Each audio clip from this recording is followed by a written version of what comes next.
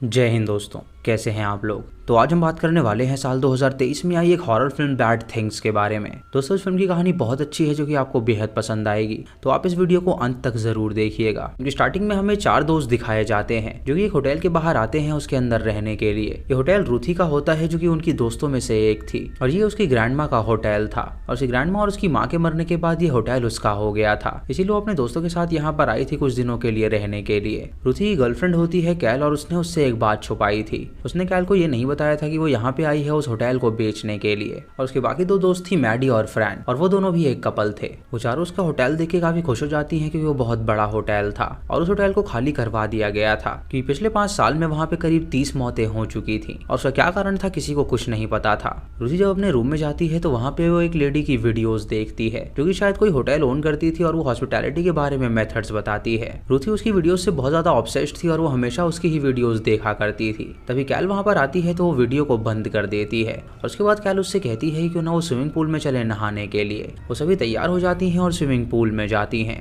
तभी वहाँ पे एक बंदा आता है जो कि उसकी माँ का बहुत अच्छा दोस्त था और वो रूथी से मिलकर बहुत ज्यादा खुश होता है। उससे कहता है कि उसकी माँ अक्सर उसके बारे में बात किया करती थी। रूथी उससे कहती है कि वो उसका पिता नहीं है तो वो ये बात बिल्कुल ना कहे। हम उसकी बातों से ये जान पाते हैं कि वो लड़का उसकी माँ को डेट कर रहा था, इसलिए उसकी माँ ने उसको इस होटल का एक्सेस दे रखा था। उसकी बात सुन के ब्रायन वहाँ से चला जाता है और उसके दोस्त उससे पूछती हैं कि आखिर ये कौन था। तो वो उन्हें बताती है कि उसकी माँ का दोस्त है जिसका नाम ब्रायन है। उसके बाद वो सभी लॉन्ड्री रूम में जाती हैं जहाँ मैडी कैल से कहती है कि उसकी गर्लफ्रेंड उसे हमेशा चीट करती आई है लेकिन फिर भी उसने उसे माफ किया है और वो उसे यहाँ पर लेकर आई है। कैल उससे कहती है कि रूथी ने भी उसे एक बार चीट किया है और उसने उसे वादा किया है कि अब वो उसे कभी चीट नहीं करेगी। रात को हम देखते हैं कि रूथी जब सो रही होती है तो अचानक उसकी नींद खुल जाती है और रूथी ने एक मास्क पहना होता है मानो कि उसे ऑक्सीजन की कमी होती हो। तभी उसे बाहर एक गाना बजने की आवाज आती है और जब वो वहाँ पे जाती है तो उसे लगता है कि शायद उसकी माँ वहाँ पर है क्योंकि वो गाना उसकी माँ का फेवरेट हुआ करता था। उसे गले लगा लेती है और जब वो लेडी पीछे मुड़ती है तो वो देखती है कि वो उसकी माँ नहीं है बल्कि वो फ्रैन है और फ्रैन उसे देखकर मुस्कुराती है और उसे सेडक्टिव बातें करने लगती है। ये देखकर रूथी उसे धक्का दे देती है जिससे उसके पैर में खरोच लग जाती है और ये देखकर रूथी को काफी दया आती है तो वो उसकी बैंडेज करने लगती है।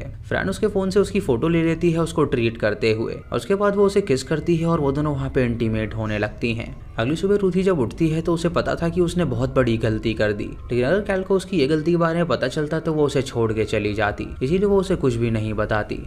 इधर फ्रैन की जब नींद खुलती है तो वो बाहर 2 लेडीज को देखती है जो कि ठंड में जॉगिंग कर रही थी और ये देखकर उसे काफी ज्यादा अजीब लगता है क्योंकि वो दोनों एक ही मोशन में चल रही थी। जब वो बाहर जाती है तो देखती है कि उसके दोस्त वहाँ पे मौजूद नहीं है, लेकिन जब वो गेस्ट रूम पहुंचती है तो देखती है कि वहाँ पे कई सारे लोग मौजूद हैं। वो उससे पूछती है कि उसके दोस्त कहाँ पर है लेकिन कोई भी उसका जवाब नहीं देता और तभी वो एक छोटी सी लड़की की तरफ देखती है जो कि उसे बताती है कि उसने अपनी उंगलियां काट खाई हैं। ये देखकर वो डर जाती है और तभी वो सभी वहाँ से गायब हो जाते हैं और पूरी तरह बौखला जाती है क्योंकि उसे लगता है कि शायद उसने आत्माओं को देख लिया है जो कि इसी होटल में मारे गए थे। वो चिल्लाते हुए अपने दोस्तों के पास जाती है क्योंकि वो बहुत ज्यादा डर गई थी और जब उसके दोस्त वहाँ पे पहुंचते हैं तो उससे पूछते हैं कि उसे क्या हुआ है। वो उन्हें सारी बात बताती है लेकिन उस पर कोई भी विश्वास नहीं करता और उन्हें लगता है कि शायद उसकी नींद पूरी नहीं हुई है इसीलिए वो हेलुसिनेट कर रही है। तभी वो उसके पैर पे घाव देखते हैं और उन्हें पता चलता है कि उसका घाव काफी ज्यादा बढ़ रहा है। फ्रैन रूथी से कहती है कि क्या वो उसका स्कार दोबारा देखना चाहती है तो कैली सुन के हैरान हो जाती है और उससे पूछती है या पहले भी उसने वो देखा है। रूथी प्रिटेंड करती है कि उसे फिक्र नहीं है इसीलिए वो वहाँ से चली जाती है और कैल और मैडी फ्रैन को संभालती हैं। हम रूथी को देखते हैं जो कि अपनी माँ को टेक्स्ट करती है और उसे कहती है कि वो जल्दी से यहाँ पर आ जाए, लेकिन उसकी माँ उसे टेक्स्ट बैक करती है और उसे कहती है कि वो वहाँ पर नहीं आ सकती।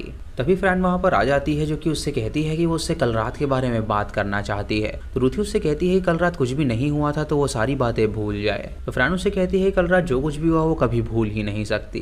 तभी वहाँ पे कैल आ जाती है और उनसे पूछती है कि आखिर वो किस बारे में बात कर रहे हैं। रूथी उसे कुछ नहीं बताती और उससे कहती है कि वो यहाँ से चले।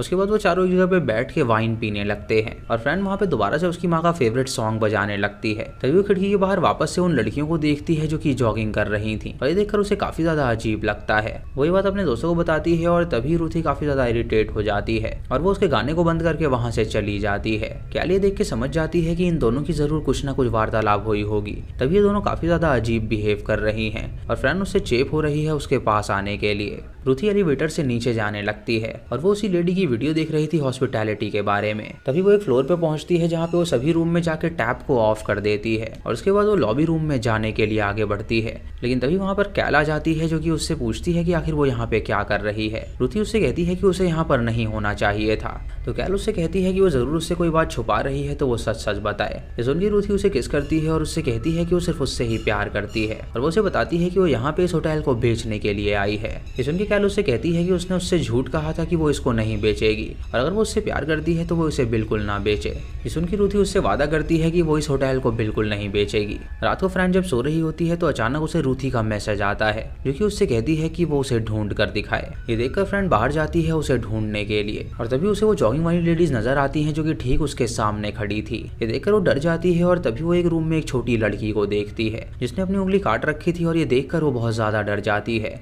वो तुरंत रुथी के रूम में जाती है उसे सब कुछ बताने के लिए। लेकिन रुथी जब उसे वहां पर देखती है तो वो उसे बाहर ले जाती है और उसे कहती है कि अगर कैल ने उसे यहाँ पे देख लिया तो उनका पर्दाफाश हो जाएगा और उनका रिलेशनशिप टूट जाएगा तो वो यहाँ पे दोबारा बिल्कुल ना आए। फ्रेंड उसे सारी बात बताती है कि उसे यहाँ पे आत्माएं दिख रही हैं तो वो उससे कहती है कि ऐसा हो ही नहीं सकता, वो जरूर उसकी इमेजिनेशन होगी और कुछ भी नहीं। तभी फ्रेंड जोर से चिल्ला देती है और कैल और मैडी भी वहां पर आ जाती हैं और उनसे पूछती है कि आखिर यहाँ पे क्या चल रहा है। वो सबको बताती है कि उन्हें यहाँ से जल्द निकलना होगा क्योंकि यहाँ पे कुछ आत्माएं रहती हैं जो कि उसे दिखाई दे रही हैं और उसका मानना है कि अगर वो यहाँ पर रहे तो वो उन्हें जान से मार डालेंगी। अब वो तीनों सोचने लगती हैं कि आखिर उसके साथ वो क्या करें क्योंकि बहुत ज्यादा डरी हुई थी और उन्हें लग रहा था कि शायद वो इमेजिन कर रही है।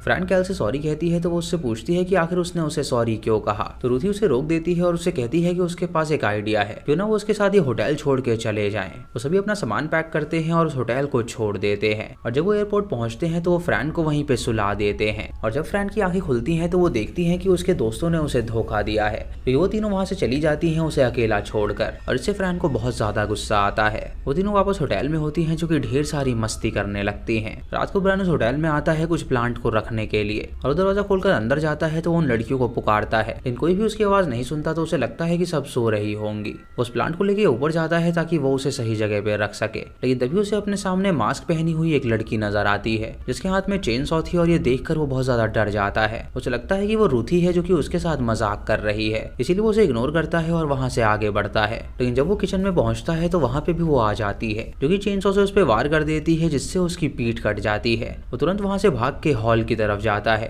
और वहां पे भी वो लड़की आ जाती है और तभी सीन कट हो जाता है। इधर हम रुथी को देखते हैं जो कि बार में होती है और वो ड्रिंक कर रही थी और तभी कैल और मैडी भी वहां पर आ जाती हैं। रुथी उनसे कहती है कि उसने अभी खिड़की के बाहर फ्रैन को देखा और उसे लगता है कि शायद वो यहाँ पर आ गई है और वो उनसे बदला लेगी। उसकी ये बात सुन के वो दोनों काफी ज्यादा डर जाती हैं और उसे कहती हैं कि फ्रैन इतनी बुरी नहीं है कि वो उनसे बदला लेगी। उसके बाद वो सभी सोने के लिए चली जाती हैं और रात को मैडी जब सो रही होती है तो अचानक उसे बाहर से कुछ आवाज आती है और जब वो बाहर जाती है तो वो देखती है कि वहाँ पे कोई भी नहीं है। इधर रुथी फ्रैन के बारे में सर्च कर रही होती है और उसे पता चलता है कि फ्रैन एक किलर है जिसने बिजनेस में अपने पार्टनर को ही मार डाला था। ये देखकर वो घबरा जाती है और इधर मैडी के पास एक मास्क पहनी किलर आती है क्योंकि उसका हाथ पकड़ के उसका हाथ चीर देती है जिससे वो बहुत ज्यादा डर जाती है। तभी रुथी और कैल भी वहां पर आ जाती हैं उसे संभालने के लिए और मैडी का ये कहना था कि वो रुथी ही थी जिसने उस पर हमला किया है, वैसा मास्क सिर्फ रुथी ही पहनती है। रुथी उससे कहती है कि वो अपने कमरे में थी और उसने फ्रैन के बारे में सर्च किया है और उसे पता चला है कि वो एक किलर है। अब कैल और मैडी उस पर शक करने लगती है क्योंकि वो बहुत ज्यादा पागलों की तरह बर्ताव कर रही थी। वो तीनों डिसाइड करती हैं वहां से बाहर जाने का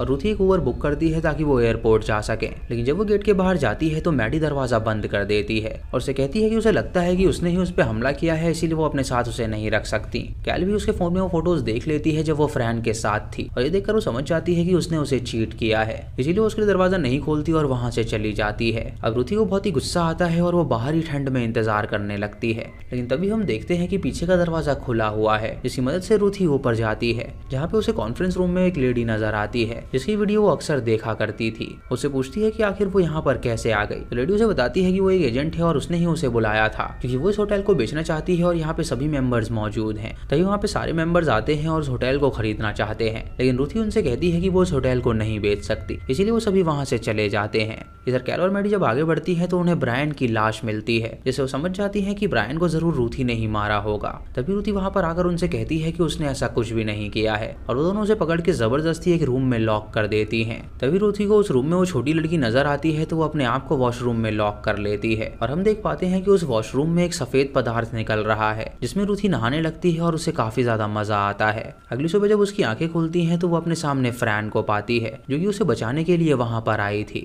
फ्रैन उसे अपने साथ ले जाती है लेकिन तभी कैल वहां पर आकर उस पर हमला कर देती है जिससे वो खिड़की के बाहर गिर जाती है और उसकी मौत हो जाती है। तभी कैल रुथी की तरफ देखती है और वो समझ जाती है कि असली कातिल वही है। इधर मैडी जब एक रूम में पहुंचती है तो वहां पे उसे उस लेडी की लाश मिलती है जिसकी वीडियो अक्सर रुथी देखा करती थी। वो समझ जाती है कि ये लेडी रुथी की माँ है और रुथी ने ही उसे मारा ताकि उसके नाम ये प्रॉपर्टी हो सके।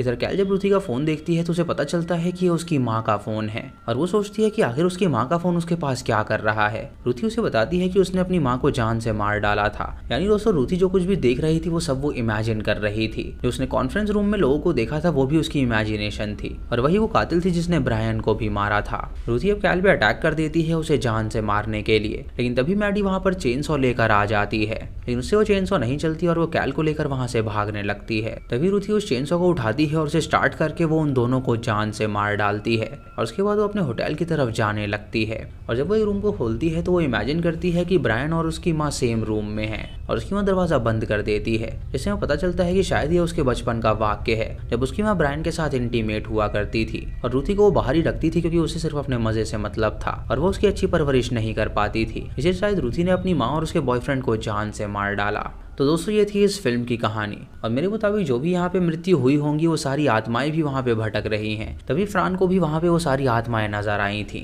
या फिर हो सकता है कि फ्रान वो सब इमेजिन कर रही थी क्योंकि फ्रान एक रियल एस्टेट एजेंट थी और उसका पार्टनर मारा गया था और उसका इल्जाम उस पर आ गया था कि वो एक मर्डरर है। इसी लोग काफी डिप्रेस्ड थी और शायद इसी वजह से वो हेलुसिनेट कर रही हो। रुथी भी एक डिप्रेस्ड लड़की थी जिसे अपनी माँ का प्यार मिला ही नहीं था, इसीलिए वीडियो के जरिए अपनी माँ को हमेशा देखा करती थी। तो दोस्तों ये थी इस फिल्म की कहानी। बाकी आप लोगों का क्या मानना है आप कमेंट में जरूर बताइएगा। चैनल पे नए हैं तो इसे सब्सक्राइब करें और बेल आइकन दबाएं नोटिफिकेशंस के लिए। और दोस्तों वीडियो को लाइक और शेयर करना बिल्कुल मत भूलिएगा। तो मैं मिलता हूँ आपको अगली वीडियो में, तब तक के लिए जय हिंद।